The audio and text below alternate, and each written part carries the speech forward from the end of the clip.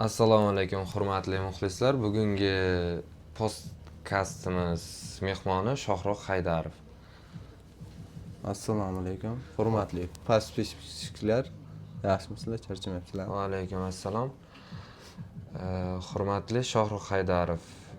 Biz faqatgina siz haqingizda ism familiyangiz bizga tanish deylik. O'zingiz haqingizda qisqacha ma'lumotlar bersangiz. Endi avvalambor assalomu alaykum yana bir bor. Ismim Shohruh, familiyam Haydarov. Qashqadaryo viloyati Koson tumanida Go'li qishlog'i Navro'z mahallasida tug'ilib qolganmiz 1999-yil 16-noyabrda. Hozirda 26 yoshdaman. Endi kasblardan sartaroshlik, женский, мужская культура, универсальный parikmaxer. Baqi mobilograf. Chala bloger. Endi nasib bo'lsa sekin-sekin to'liq bo'lamiz. Sekin-sekin xalq xizmatidagi odammiz.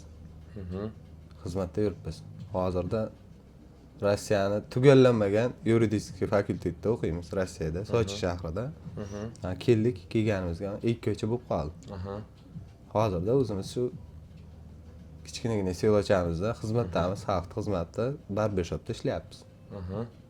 Shunday qilib xizmatdamiz.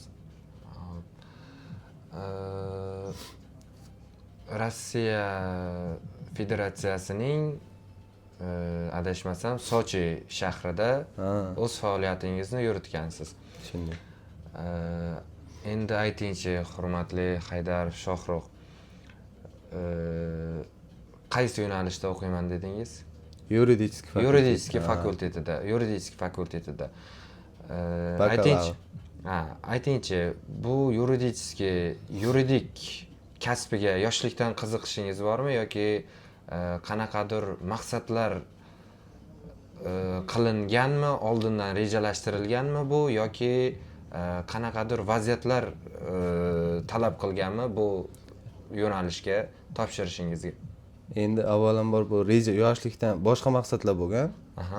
Maqsadlarni kelajakda birlashtirishda bu yuridik fakultet, yuristlik bu kelajakda masalan qilgan rejalarimga katta yordam beradi-da. Meni kelajakda o'zimda masalan maqsadlarim bo'yicha qilayotgan ishlarimda yuristga ishim tushmaydi-da meni.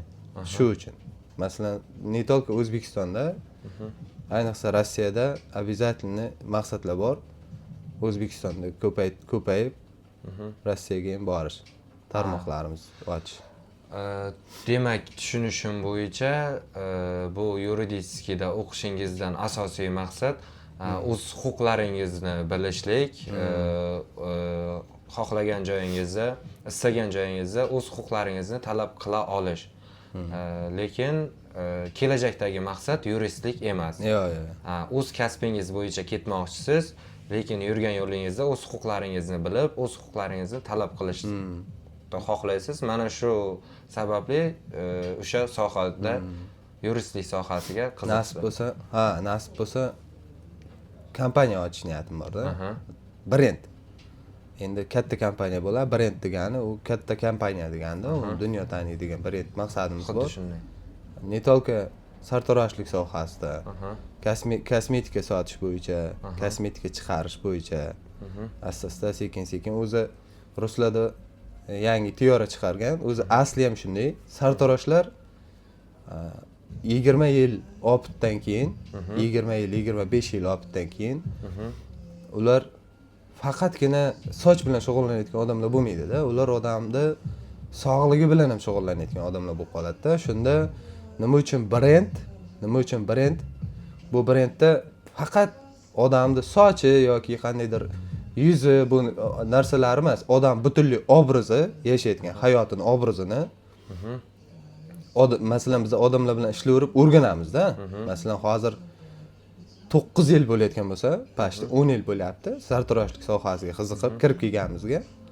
10 yil bo'layotgan bo'lsa, hozir ancha-muncha narsani tushunib qolganmiz. O'zimizda sinib ko'ramiz. Men hozir ham sinib ko'ryapmiz bir nimalarni. Yuzlar qizartirib.